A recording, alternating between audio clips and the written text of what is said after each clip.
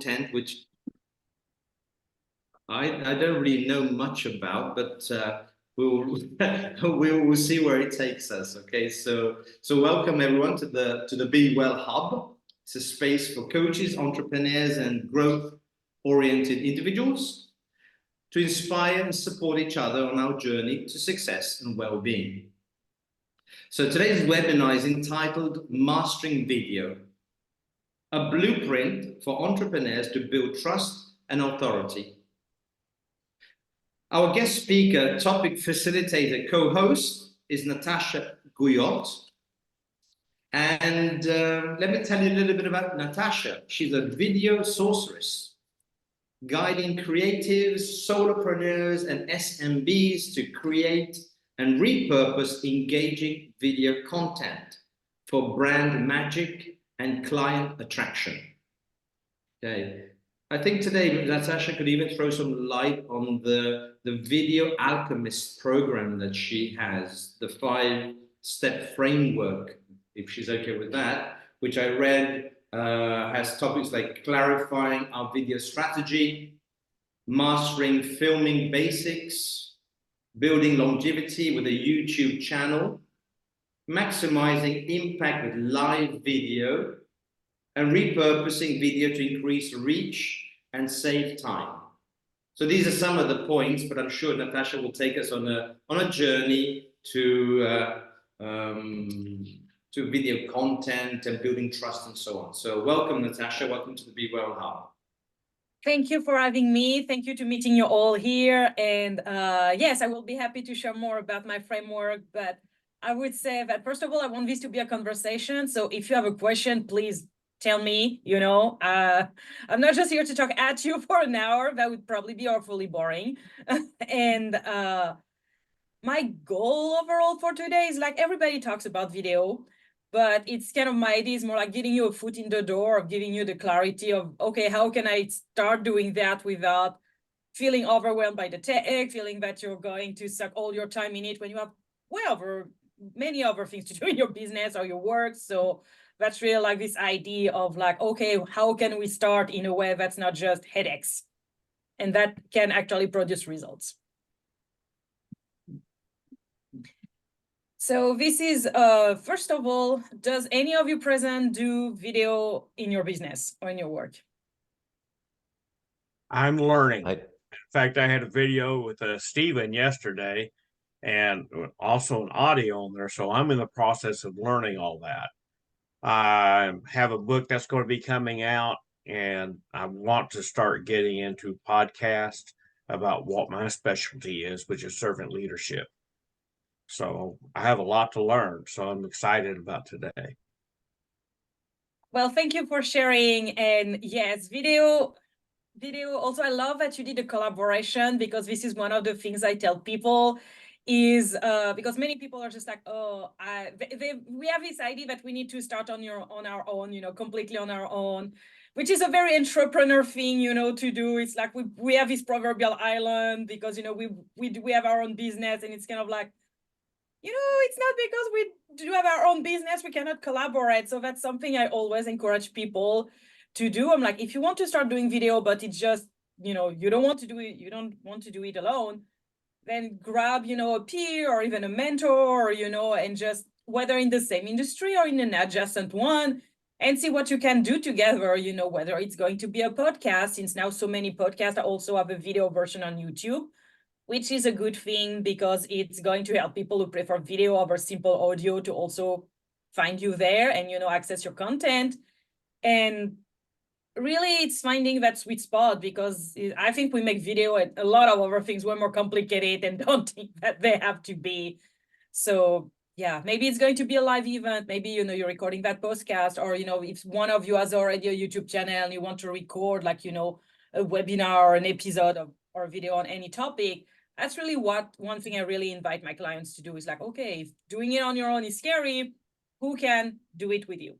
Whether they're at the same level of, we're just starting, what are we doing? Or, somebody who may have more experience with it and can kind of guide you. So when you say video content, Natasha, because I don't do video content, the only video content that I have is this webinar, which is recorded and then put on my YouTube channel. I don't That's consider video this content. as video. Exactly. So as I said, it's something that I don't think I do a video content. The question is, when we say video content, are we talking about like those self videos that we take, you see of people and that who put it out on Facebook and other channels? Is this what we're talking about? What are we talking about with video content? What do you mean by that? Is it a video you are creating? Are you creating a video that is supposed to reach your audience, provide value, and actually build your business? Then no matter what it is going to be considered video content, whether it's a webinar, whether it's a video that you're recording for a dedicated YouTube channel, whether it is a short live that is going to be on social media, or it's going to be a webinar, it's just like, or the video version of your podcast recording. If it's on video, it is going to be considered video content if you really are putting the intention behind it, and have it as part of your overall strategy to, build your business and communicate with peers and your target audience. But that's a really good question, because I know too many times, people, when they say, I need to start doing video, they have this idea, especially with, how many years we've had YouTube around us, like, oh, it has to be like the formal pre-recorded video, whether, it's a shorter one now with Instagram Reels and TikTok, and I'm feeling old just thinking about it. But that's one thing, that live video, like a webinar, like we're doing now, or even, or like formally pre-recorded video that only afterwards you're going to share. Both of those are video, but this is a very common misconception I see, where people are like, if I do live video, it's not going to qualify as video content. And I'm like, it does. So, okay. No, it was just, I thought that, a video for me was actually me standing in front of a camera or a phone and actually making a video of a topic and then getting it out there, communicating that to promote myself or my business. Now what I do with the BEwell recording that we have, I put this raw on the YouTube channel. So I don't edit it. I don't really do, apart from my giving a short description of the webinar, getting the video on the YouTube channel. There's not much more that I do with that. So where does that put us? That's still video content, because you didn't just throw it out of nowhere. You had a goal with it. You had a topic. It's still video content. It's just that it started as a live video content, then you share with, on your YouTube to reach more people afterwards. But live video replays, live video in any shape or form also counts as video content. And one really good thing with the shape of webinar, or like some sort of long form video, and I'm going in a second to say what I mean by long form video, because long form in 2024 and long form even 5 years ago was vastly different things in terms of duration, is that it gives you the opportunity to also do a lot more of repurposing, which then, maybe you're going to share certain quotes, on social media, maybe you're going to adapt some of the best part of your webinar, for example, or maybe your video podcast, in like the short vertical video, that people love putting on social media now, or maybe you're going to reuse some of the content in emails. So having a long form video, whether it's a 1 hour webinar like that, or even, a dedicated traditional YouTube video that you pre-recorded, that maybe 10 minutes, still gives you a lot more money out of one video. You have a lot more mileage, because you can really adapt a lot of it, instead of every time having to restart every single thing from scratch as you create content across different channels. So we're talking about extracting data from the long form video. Is that what we're talking about? Yes, and that's one of the reasons why long form, which I typically at this point, long form video in this day and age where all the short content is really short, would be like 5+ minutes, of a traditionally like video that you have recorded on your phone, on your camera, or like 15+ minutes of a live video. There's this difference between, traditionally recorded, often scripted, an edited video and the live, because tighter and edited video, like everything in it is here on purpose. While live, even if you have a conversation or even if you are really clear on what you're talking about, there's always the hi everybody, there's always, the question or, the little detours we take. So you need to have that buffer of 15 versus 5 minutes to have a long form. But yes, Gary, regarding extracting data, it can be data that comes out in many forms, like written, or maybe you're going to create short video from it, which is the only reason I do shorts at this point, YouTube shorts, because I wouldn't just record all of them. Or you can even create like sound bites sometimes, if you're like sharing a little bit, like if it's a podcast or something else. Or also sometimes, quote pictures if you had a really good quote. So there's a lot more leeway with that.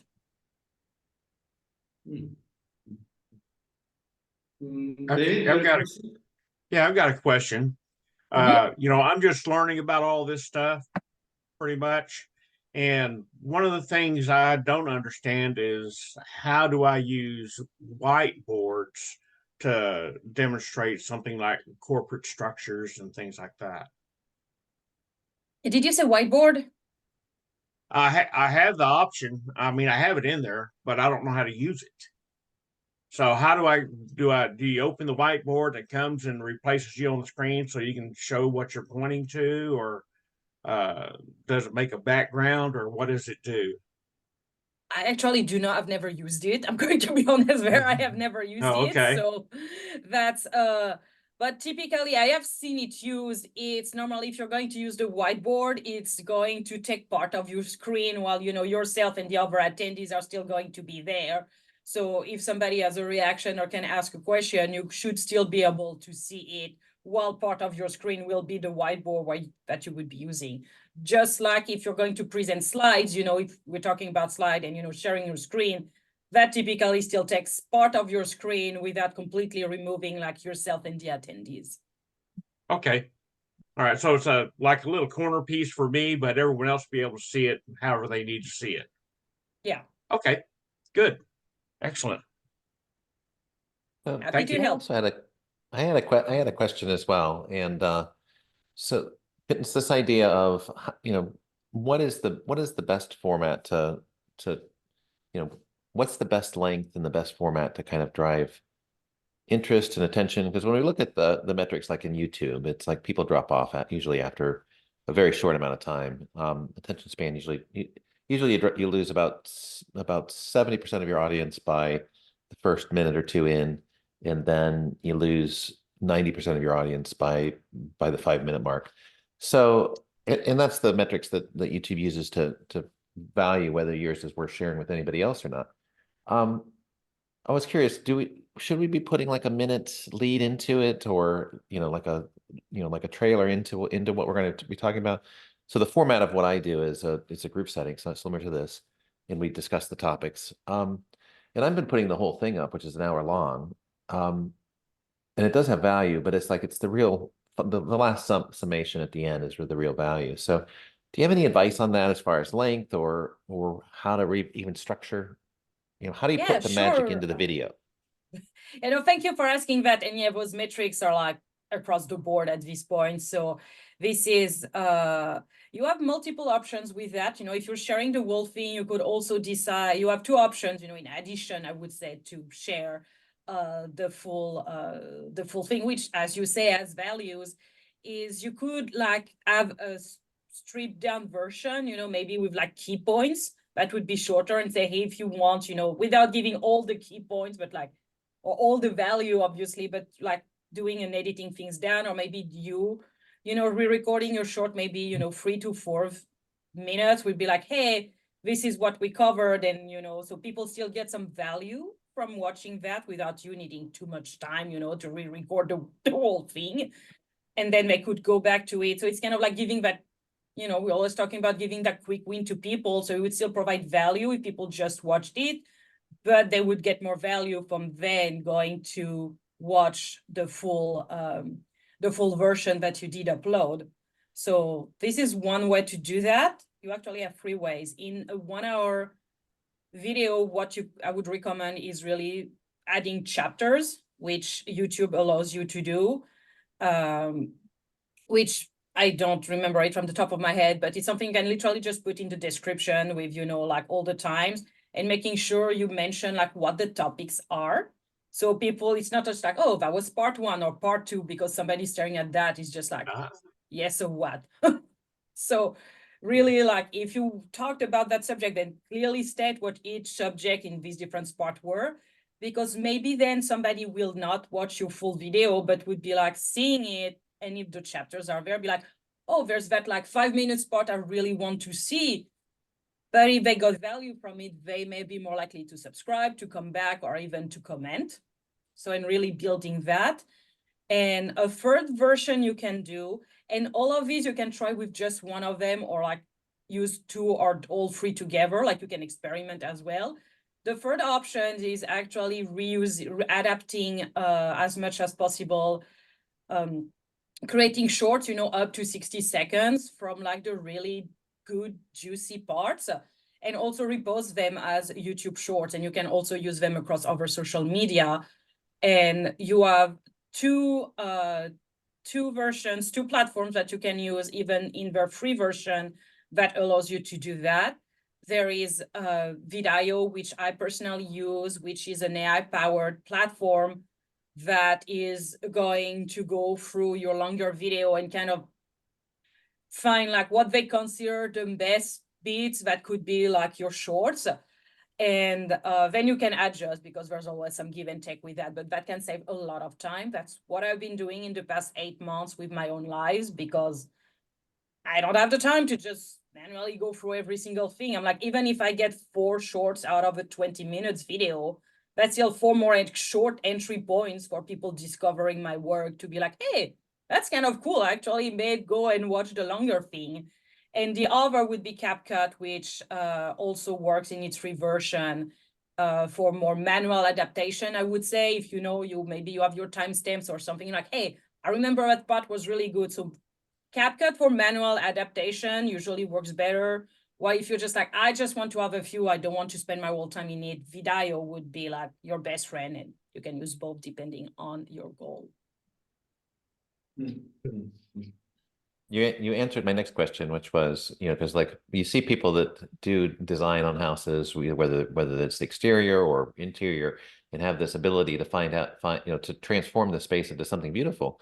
Well, what if you don't know what if you don't know what are the juicy bits of your video, or what sections to pull out? And so I like the AI powered tools. I think that'll make it a lot easier. Yeah, and this one works even at the free level, because depending on how much, like even the free option, first of all, when you use the free option, when you export and create the video, there is no watermark, because that's often an issue with free version of anything. And you can upload up to 75 minutes per month.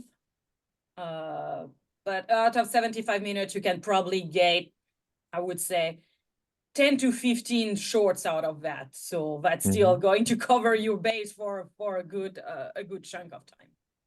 So is it bit.io or bitio.com? Let me drop the name in the chat. That's probably going to be easier there. Video. Yeah, I just dropped it in the chat. Thank you so much. Yeah, because there's another thing that kind of sounds like it, but is not doing the same thing at all. So this AI tool, Natasha, will help us just extract or to understand the video, the long form video, what content we have, right? Is that what it's going to do? This AI tool? It's going to extract, like transform, like your, traditionally when you have a long form video, like a webinar or a podcast or anything, is going to be, landscape or horizontal format. And this is going to auto-generate several vertical shorts up to 60 seconds. And then you can decide which ones are doing what you want them to do. And then you can manually adjust if you're like, oh, I remember like, the 10, 15 seconds before that was better. So you can adjust manually, but it's saving a lot of time, because it's even going to score. I don't remember on what it's based, but it's even scoring like how much they're likely to be engaging or something like that. I don't remember the exact settings or the exact benchmark, I should say. But yeah, it does save a lot of time to adapt for that. Yeah. Let's look at this 5-step framework of yours that the Video Alchemist. The first one speaks about the video strategy. Yes, because oh yeah, it's like it's one thing, everybody's like, you need to do video. Sweet. Maybe I don't just want to throw spaghetti after the wall. This is not going to be a good investment on anybody's time. So this is why sometimes, when you're going to start video, you're just like thinking of what camera am I going to use or what microphone. And I'm always like, okay, before we get to the tech, what are you trying to accomplish? What type of video? What are you talking about? So this is why the first step in this framework is clarifying your video strategy. And there are 3 main elements that are included in that. I'm starting from the understanding that your target audience, because this is not work I directly do with clients. So I'm expecting you coming into, having a business or, already creating other types of content that you do know who your target audience are. But then one thing I highly recommend is always, which some clients already have them, is identifying your content pillars. And by content pillars, I mean the 3 to 5 topics every single bit of content, written, video, audio, visual, you're going to put out there, focuses on. So that's a first part. And also the good thing, if you already, or if we're going to build together, like identify these 3 to 5 main key topics. The other good news for video is that you do not need to start making video for all of them. You can just be like, okay, there's that one topic that's really like central to what I do. I really have my strongest expertise in it. I'm used to talk about it, maybe even, as public speaking or on podcast. Then you can start with this one where you really feel stronger when you talk about it, because that will help you, get comfortable on camera when we get to the next steps. The other thing is finding what types of video works for you. As I was mentioning, the long form for me is really like the key part, but maybe live video, like a webinar or, LinkedIn Lives events or all is better for you because you don't want, or you don't have, the capacity to do a lot of editing. So you can show up, provide value and still be able to reuse that later on.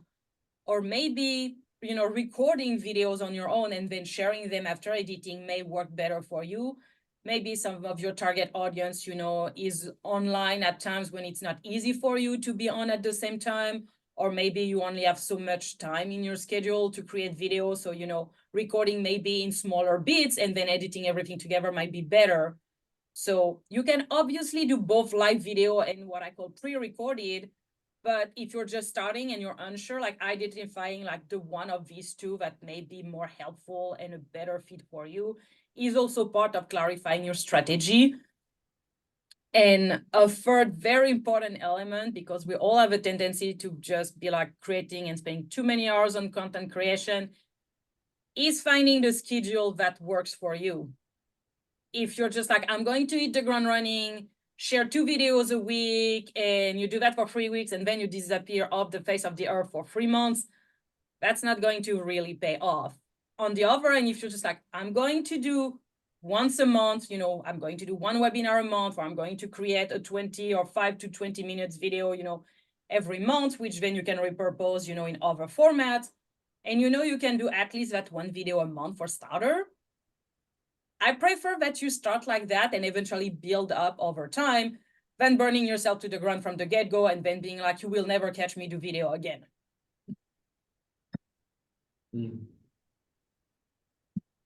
Wise words, because sometimes we try to overdo it and try to do too much. I mean, I took a video, one of the recordings, and I had someone on a website called Fiverr. I don't know if you ever use it, Fiverr. And I had this person from somewhere in India, who actually edited the video, but edited the shadow, the colors and all that kind of thing, extracted the tape script, the script from the video, and it's there. It's just there. I don't know what to do with it. I don't have time to do anything with that, but it's there. One of the recordings. I mean, there are like 40 recordings on the BEwell. So you can imagine how much content there is and how much work there needs to be done to actually use that. So there are ways out there to actually, you can make a book, you could make short videos of a long form video. So that could become even a short course. I don't know. Yes, no, completely. I mean, from a long form video, okay, I will go up to that, but I see Malcolm has a question, so I'll start with Malcolm's got his hand up. Go on, Malcolm. Hi, Malcolm. No, it usually takes me a long time before I break the ice or whatever. So hello everyone. This is always such an interesting topic, you know, for anyone in business. If they've got a message, a voice, or wherever, you know, how do they get it out there, and what's the best format? And I stumbled into some of this stuff. I've years ago I had a web radio show. I've had a load of YouTube stuff and podcasts and everything, and excuse my French, but I got the shits in with it and I deleted it all. And being French, that's fine. Go so for it. everyone speaks a little bit of French, you know. Merde. So I'm rebuilding. So where I'm going with this is a few friends have reached out to me and said, "What are you doing?" And I'm just playing with stuff, you know, I would call it. But taking an idea, committing it to text, turning it into something like a very small ebook that you can share. These fancy little flip books now, and then I've created some courses and stuff and some videos and stuff that go with it. So it really all starts with however you capture your thoughts, whether you put it into AI, sorry. But I would absolutely agree with Natasha, you know, the time's got to work for you. But the repackaging, repurposing, it's all about sort of if we're selling an idea or a sentiment, a product, or wherever, you know, exposure, interest, intrigue, people questioning, you know, validation. Is this something that they want to learn more about? So, but hey, just crack the ice, just have a go at it. Find a tool, you know, and you know there's so much content that's out there, whether we use, you know, StreamYard or whether we use Zoom or wherever, you know, this stuff is for pennies now. Anyway, sorry, Yes. I drink a lot of coffee, and this is one of my favorite subjects. I drink a lot of tea, so you're fine. So And so you no, gave thank me a you lot for of that. information. Yeah, Thank you. If it's okay, I'd like to jump in because I'm a podcaster as well, and in my first podcasts are horrible. I mean, they're crap. I mean, but it's what I found out that is true for everyone. It's like it's this growth mindset. We don't start off good. Our first videos are going to be crap, but it's how we get better by doing them. And when you finish answering the question, Natasha, I had one more, and it was kind of like is there a difference between you know, capturing the content that you create with, you know, like a course, or you know, or with content that you create with like a group setting, and is there a different focus that you would have like for creating a course, right? So Malcolm had mentioned the course. Is there something specifically that you'd want to create, you know, with your video content if you're teaching something? Very good points, both of you. I'm going to try to take things in order, very related. So thank you very much. Also, Malcolm, I love you mentioned StreamYard, because that's my tool of choice whenever I do LinkedIn Lives, especially with like even their lowest paid option that allows you to be on three different platforms. That's how, just so you know, when I was talking how you can do live, you know, build a lot even with live video. I have over 15 years of video editing behind me. Last year, when I'm like, I need to restart a YouTube channel, I didn't have the time or the energy to edit all my stuff. Maybe this year I'm going to be transitioning back to it, but I was like, hey, thanks to StreamYard, and I know there are other tools similar. I love StreamYard, so I always recommend it. It's like, if you get the opportunity to, you know, stream to multiple platforms, even if you're going to, let's say Facebook or LinkedIn is your primary one, I'm always going to recommend just, this is what I do, is like I stream at the same time on YouTube, because then I just need to go adjust the description and that's it. It's on there. It's going to live there. And so that's really something I do like. And regarding the repurposing, you have so many options. Like there's at least 21 ways to repurpose a single long form video. So maybe, you know, more like what I call the starter kit of repurposing, where I'm always like, please, you know, try to have the transcript or the script and, you know, clean it up in, you know, in kind of a, I would say, blog version. Even if you do not have a formal blog, that text, you know, that polished text, like roughly polished text, if you have a blog, you know, you can share it there. If you want to submit it to publication, then you already have a strong base. You can reuse parts of it, you know, as social media posts. You can reuse part of it, you know, that written version in emails even, you know, like, oh, maybe, you know, I talk this, that, and then you run with a bit of it that add good feedback from your audience. And like, oh, we're going to talk more into that. And the other part that I always recommend as your starter, your baseline for repurposing is, you know, what I was just talking about, repurposing into, you know, these short vertical videos that you can use across a lot of different social media. That can also be an easier entry point, you know, for people, because, you know, attention span and all that good talk, it's like if somebody see a 20 seconds with a title that interests them, they're more likely to give you a chance with 20 seconds than being like, it's a 20 or 30 or 1 hour video. Do I even want to bother clicking on it, you know? Well, if you get them hooked, you know, with the shorter content, it works. And just a very quick note, when you create shorts, you know, shorter vertical videos, is to always keep them under 60 seconds. Because if you keep them under 60 seconds, they will work across any platform, because this is the lowest, the lowest duration for this type of short videos. Well, for example, if you're, let's say you do like a 70 seconds video and you're going to post it on Facebook or LinkedIn, and then you're like, I want to put it on YouTube. YouTube has a stop at the 60 seconds for the shorts type of video. So it's going to convert it into a weird looking standard recorded video, even though that was not why you made it.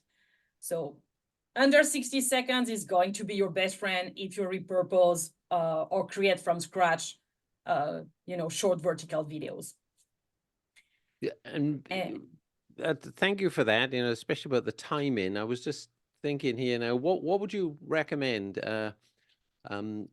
Quantity of stuff that's, yeah, kind of okay, or less quantity, the stuff that is got polish to it? I will get to that in a second. I'm just going to circle back to Steven's question regarding, you know, grow up content and online course, but that's a very good question. And I love talking about that. So I'm going to be rambling a little on that soon. So Steven, for your question, you know, about how you may adapt or use video in online course, if I understood well, that was your question.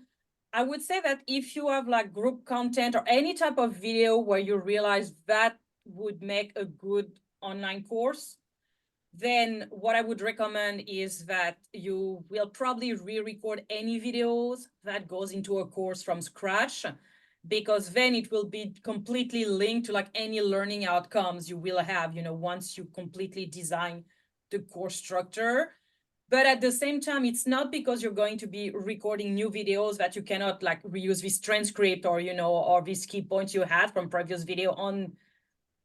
On the opposite, it's really going to help you, you know, save time, because, you know, especially with like, if you run anything in group settings or at any other type of audience feedback, it's like, oh, so those were common questions people ask. Oh, that's a point people are really struggling with.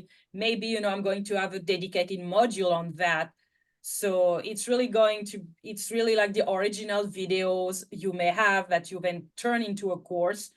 It's really like, okay, what feedback did I get? You know, what are the key points I already have? And then put everything together as a really springboard to design your course. And then the videos you will record specifically for this course are probably going to be even, you know, tighter and more packed, you know, and clear, because you've already had a test run with previous videos you created. I got a question here, Natasha. Like, I'm a teacher, and I also some coaching and mentoring. Would you recommend that I record as much as possible, all these interactions I have? And if so, where would I put all this? On the cloud? Where would it be stored? Do you mean your sessions with your client? Is that what you mean? Yeah. That I do record some client session. I don't always record them all. So you have two options depending on what your client preference may be, you know, or what your preference are, you know, maybe especially if you're testing a new thing, you can either record all of them, and I will tell you in a second, you know, where it can go. And then you can also otherwise have dedicated feedback, you know, talks with them, maybe, you know, check-ins where it's more of their feedback, you know, of what, you know, worked for them, what they maybe wanted more. So, you know, you have these kind of two options. And for client sessions that I do, when I choose to record them one-on-one, I typically use Fathom, which has unlimited. I will drop it in the chat in a second. I usually use that. It does not have limited space, even on the free version. It's an it integrates perfectly with Zoom, and it can also generate summary and everything, but I do use that. Let me drop it in the chat. I personally also like having, so it lives in the cloud, you know, within Fathom, but I'm pre-Google. I like having a physical download on my computer as well. Gary, I'm sorry, I missed the first couple of minutes. I was struggling to get in through LinkedIn or wherever. Is it okay to share something? Because I've Sure, Malcolm. Okay. Natasha, are you okay with that? Yeah, sure. Yeah, and sure. you tell me whether you're comfortable with this. Is I learned about a sort of a PowerPoint substitute some months ago and played with it. It's simple to use. You can integrate all sorts of videos into it. You can create PDFs out of it and like short videos which go to presentations. You can put yourself on there as well. And what I like about these things is this was a lifetime deal and it was like $20, and it's powerful, puts out, you know, really sharp, crisp, you know, content. So the much as I've integrated this in some of my work and shared it, you know, with some of my clients just to help them give a bit of a polish. So if everyone's comfortable, I'll drop it in there. You know, I'll open cards. I made like $3 as a referral, you know, out of it. But it's I'd love to hear about it. I'm always Yeah. on the lookout. I personally use Canva for the most part now, but I'm always interested in, you know, hearing other things. And, you know, it's like, I mean, I like exploring the new tools personally, but that's me. And yeah, I'm a geek. I love toys. I love to play with them, and then I love to immerse and understand, and then, you know, given the right situation, share with others to help them move along. You know, I always remember what my father used to say. Is that you know, it's the difference between a good haircut and a bad haircut. It's about a week. You know, people have a short attention span. So, so we're putting lots of content out. They, you know, if they like you, they'll put up with it, I believe. So it's, but Well, so thank you for anyway, sharing. yeah, Thank you. yeah, And I would like to get back to your question, Malcolm, what Yeah. you were asking me a moment ago about, you know, how much versus how little, polished versus not polished. So the first thing I'm going to say, like beyond that, before that, is what can you do in a sustainable fashion? That's the baseline.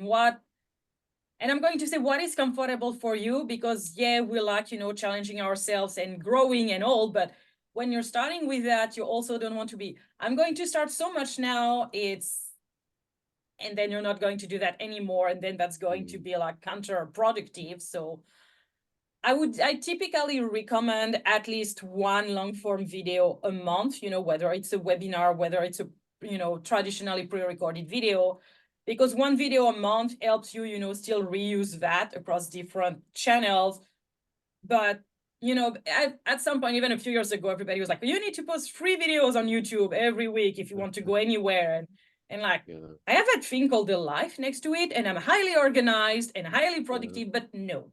So I think we're kind of moving a little away from that now with, you know, doing one long video a week or every other week would be ideal, so to speak, you know, because then you're more often, you know, in top of mind for people. But my benchmark is like, if you can do at least one good, whether live or whether pre-recorded long form video a month, and then really reuse it, that's a really good starting point. If you are comfortable and you can sustainably do more, you know, like maybe one every other week, you know, a few months down the line or so, it's good. But I would say, you know, start really at the minimum of what you feel comfortable and can sustain, and then build up from there, instead of going all in and people like, oh, they're around all the time, and then 3 months later you're just like, I'm done, I will never do video again, this sucks, and having to restart from scratch like maybe 3 years later when like, maybe I will try again. And thank you for that. And there can be, you know, I tend to go at these things in waves. If it's a little bit quiet and I'm motivated, I'll set 3 or 4 interviews up and just talk with people, and then put them into the pantry, and then get to them when I've got a bit of time then to. But you know, there's sometimes a case of too much. I listen to a lot of podcasts from other people, and there's a doctor from the US, Stephen Gundry. I even know his name. You know, I turn it off when he comes on because his adverts are maybe like 15 minutes long. Oh no, I mean, but An hour. yeah, but he did used to go to the same university as my son, so I give him a bit of credit, and he is clever. But it's just too much when I'm in the yard and I'm listening to something. I don't want, I mean, adverts for olive oil. So anyway, sorry. You're fine. And just going back to also your question about the polished, you know, polished versus not polished, I also do want to address that. Like we were talking earlier, I don't remember which one of you, but might be you or Steven, you know, the first are going to be shit, you know, it's learning by doing. It's like, if you have perfectionist tendency, it can be hard, but it's like you eventually need to throw those out of the window. It's like, do the best you can right now.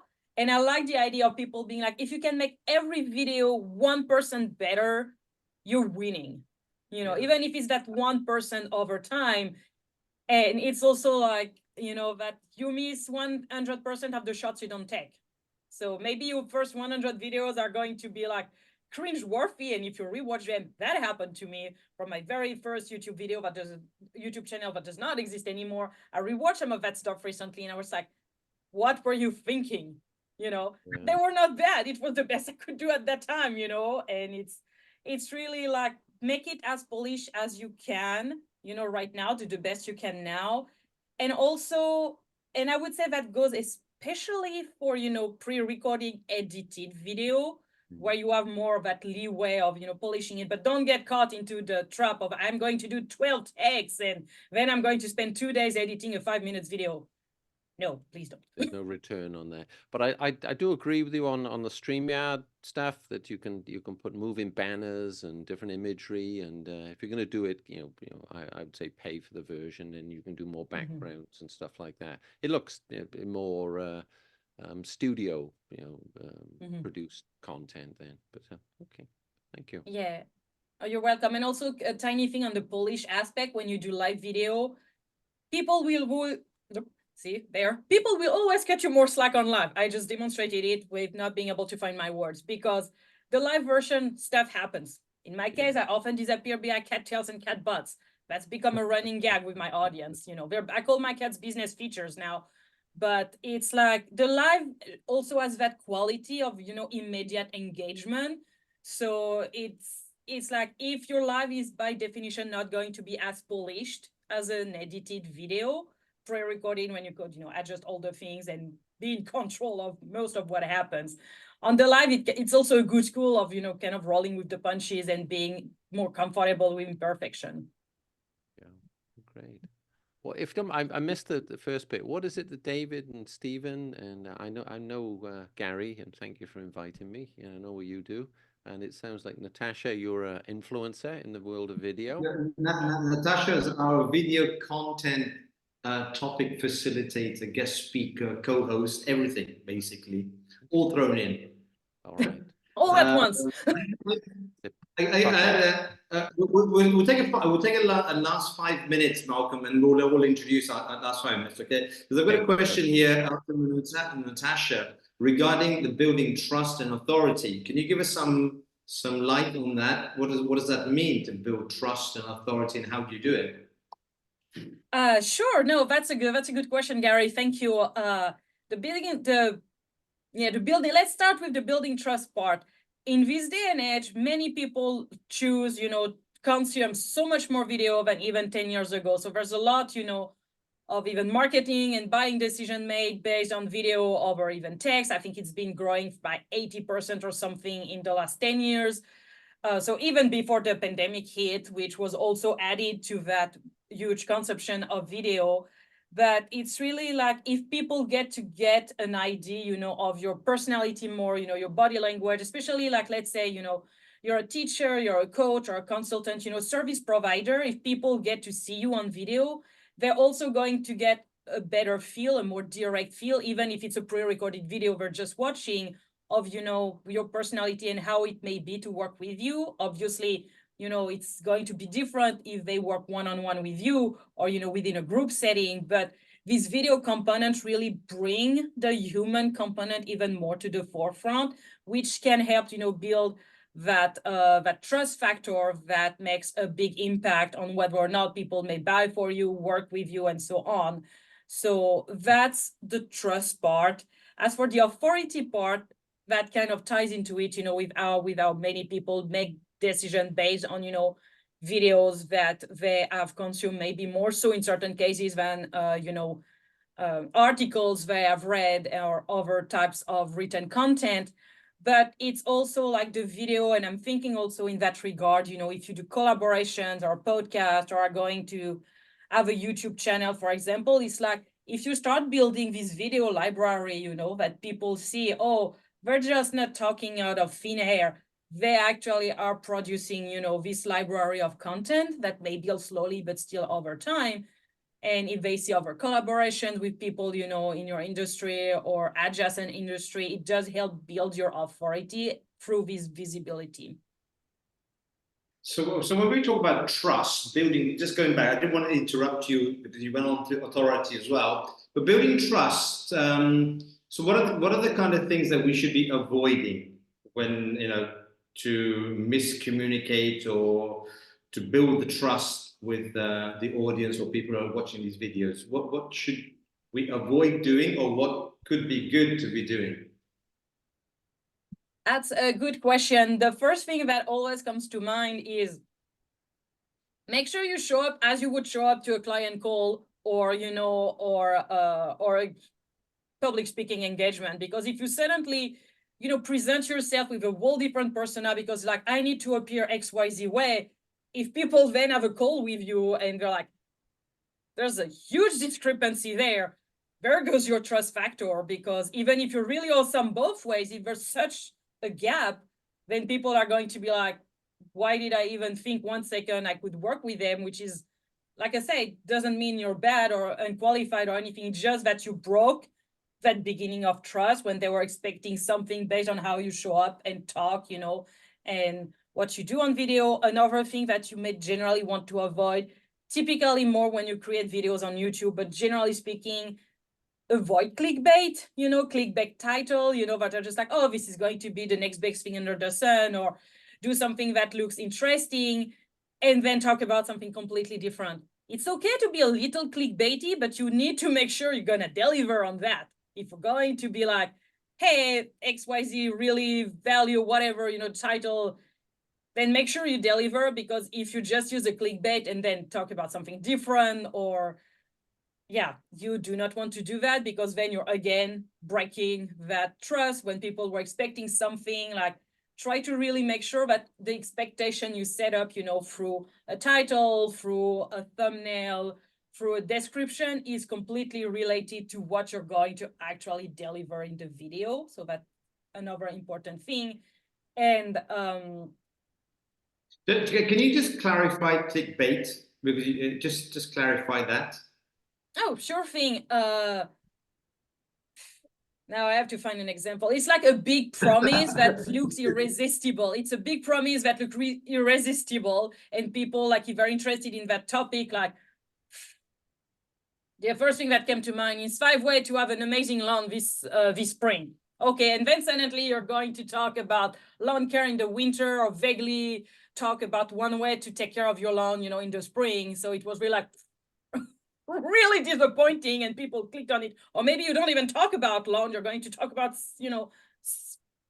sun care or whatever, that has nothing to do with it. So it's sure that you deliver what you're announcing, basically deliver on what you're promising. Okay. Okay. And I think that's great advice and I, what jumps to mind here, and I do blurt, is that genuine is going to be in short supply in a world of artificial intelligence. So, don't never be afraid of just being yourself. You can see I think it's a good point there, Malcolm. I think with AI taking over rapidly, I mean, genuine human stories and interactions are going to be much more precious. Yeah, I agree. Yeah, good point. And even, you can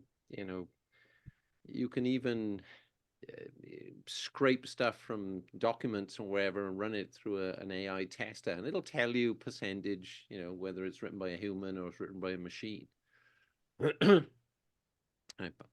play with these things, so this is great topic, and but I get excited about we're on the cusp of the next industrial revolution with these tools that can help people become a little bit more efficient, not replace what they do, but be an adjunct to what they do.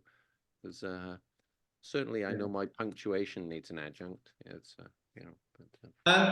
David, you got a question, David? Yeah, this is really great content. I really love it.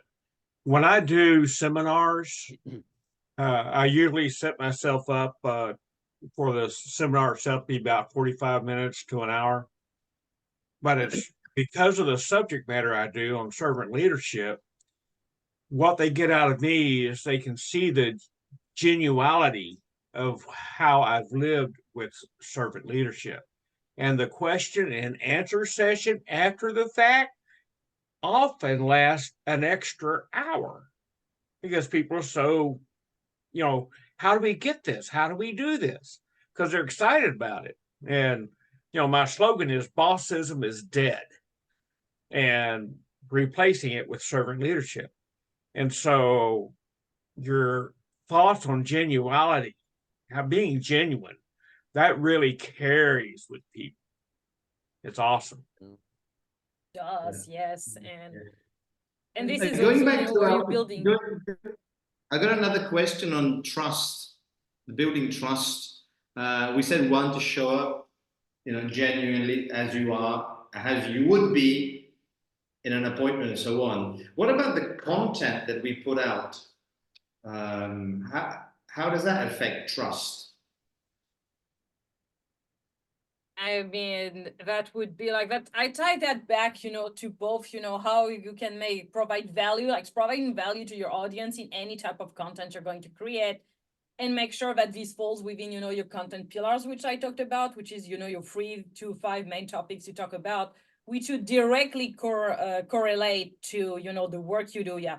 Your services or, your products or anything, those content pillars should be in direct harmony with that, because then the actual content, that you're going to create is going to be aligned with how you serve people in, why people would work with you.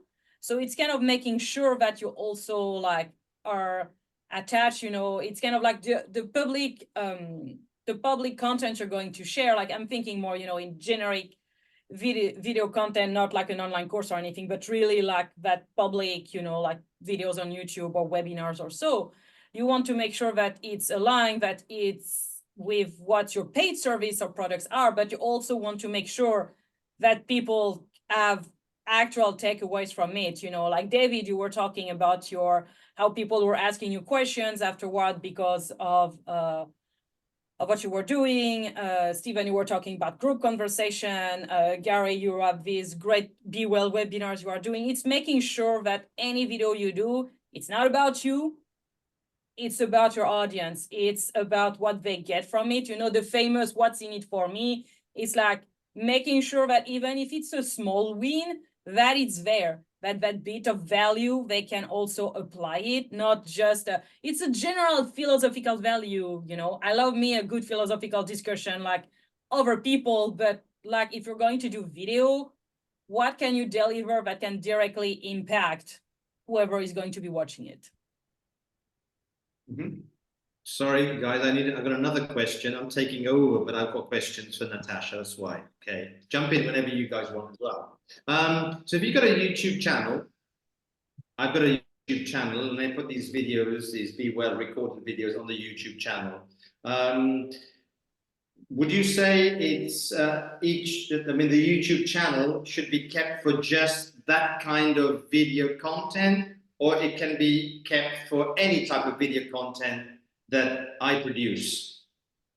Is the question clear? It's a good question, and I have two things to say about it. If your other video content is related to your work, you know, in addition to this BEwell webinar, you could have them on the same channel, you know, because they're still relevant to your overall, you know, the work you do. And as for different types of video, that's one of the beauty of YouTube, is that YouTube, you can basically put any type of video content on it, especially now with how it is organized. You know, there is the live videos tabs, like if you had streamed directly to YouTube, they would be sitting there. Then within any video you upload, you know, long form video you upload, it could be, you know, recordings of webinars or other video you recorded on purpose, edited, and so on. You also have the shorts tab now, where you can upload this vertical up to 60 seconds video. And one of the great things is you even have the community tab, which is something we don't talk about enough, especially now since last summer. YouTube has made it available basically to anybody, like after their channel is like 24, 48 hours.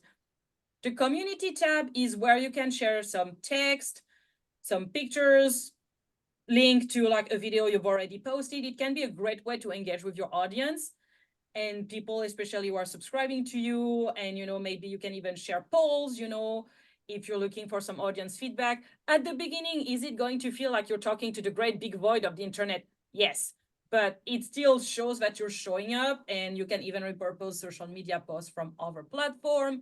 And a final thing that I always recommend for YouTube, and that ties into your question, Gary, if you're going to have, you know, multiple types of video content that you're going to put on a same channel, is the power of playlist. Playlists are going to be a huge way for yourself and for whoever is visiting your channel to organize per topic or even types of videos. Like, for example, in my case, I do have a playlist, which are my collaborations on my channel. I have stuff that is on video creation and repurposing, and I have a playlist on tarot and intuitive practices because it's another side of my business beside all of that. And so the playlist not only helps you organize within the channel, but then it can even improve the user experience on your homepage. If somebody goes to your homepage, you can choose in the settings to feature specific playlist. So people, if they're visiting it, whether they're subscribing or they're visiting without being subscribed, they get a better snapshot of what you do. Like maybe going back to, you know, the type of video you're doing or your content pillars on which you make video, they get an idea without having to go dig in all of your videos, whether it's 3 videos or 300 videos or more. Having specific playlists featured on that homepage can really change the user experience. Last question is about the subscription. Can you just tell us a little bit about how does that affect the channel, the YouTube channel that we have? If we have people, if we put a subscription, i.e., to get onto that, you have to subscribe. What does that mean? Subscribe means payment, or is it subscribe means just leaving your name and email address? What does that mean? Subscribing. So I take it you're asking me about YouTube, correct? Yeah, the YouTube channel. Yeah, where we're going to put this video content.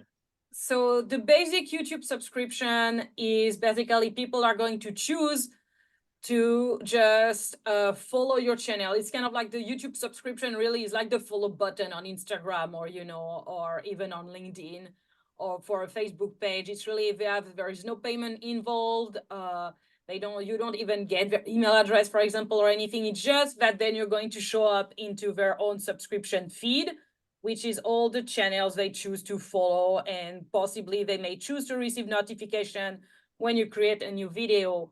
That actually, as your subscribers number goes up, YouTube may also be like, oh, there are more people interested in that, even though the people watching, even if they're not subscribing, also play a huge role. But the more subscriber you get, the more you may become, your video may be recommended. And also that increase, you know, the whole authority thing, because we all like seeing those numbers, you know, and thinking, oh, if there's XYZ, without thinking further than that, it also has an impact. And eventually, if you reach 1,000 subscriber, it's 1,000 subscriber, and I don't remember how many hours of watch, you may be able to start monetizing your channel, which in that case, you would be able to get some money from ad revenue at that stage. But a basic YouTube subscription is completely free of charge for anybody who chooses to follow you. And also one thing is that it's better to have fewer subscribers, but organic subscribers who are in your target audience, than risk being like, you know, you can see them on Fiverr and other place. Oh, I can get you hundreds of organic subscribers, no bots or anything. The problem with that is, even though they may be a real subscriber you're paying for, they are very unlikely to be your target audience. And then it messes up with who YouTube will recommend your video for. So if you're just going to, you know, get your organic subscriber, you're paying for organic subscribers, but it's going to be teenagers from Asia, and your, you know, your target audience is actually, you know, people on the East Coast in the US, you know, it's the demographics and the target are going to be completely off. So it's better to start slow, even if you're like annoyed by how small the number is and how slow the growth is. But as you make sure that the people who are coming to subscribe and follow you on YouTube are aligned, are here because of your actual content, not because you throw money at some random accounts, means that YouTube, whenever they will recommend your video, that will be to the right people. That will mean that you have more chances of turning your channel to more relevant growth, which means a better target audience, possible better conversion, because these people are the people you're actually targeting. Well, that's a lot of information, Natasha. We're coming to the end. I'm taking a lot of things away. I hope you guys are as well. There's a lot there. There's a lot to do as well. Sometimes when I hear you talking, I think, oh my God, this is too much to do. But we've always got Malcolm. He's got a lot of time. We can send all that stuff to him. He says he can do everything for everyone. Right, Malcolm? I describe myself as a typical man. I'm lazy. I will show you the quickest way to get from one point to another repeatable. It might take me hours to learn that way, but yeah. Yeah, hey, No. I've never found anything I can shut up about. Okay. And thank you all for your questions. I really do appreciate that. That was really great as well, because I didn't want to just be talking at you. So thank you all. No. Thank you. Thank you, everyone, for the contribution. Natasha, for your insights and your expertise. We're going to wrap up. So the next BEwell is next week. And we've got Leonor Cavallo, if I said that properly. She's coming on the BEwell, and she's going to be talking about introverts, high achieving introverts, because we always look at extroverts, and this time it's going to be the introverts. So she's going to be talking to us about that. So if you're free, you want to come along, please do. It's going to be fun as usual, and we'll continue the BEwell journey, bringing on interesting people, interesting topics, and see where it takes us. So thank you very much. Thanks again, Natasha. Thank you. Thank you. Thanks. I appreciate it. Bye-bye, Bye, everyone. Bye, everyone. Bye-bye. See ya. Thanks, Natasha. Bye, David. Bye.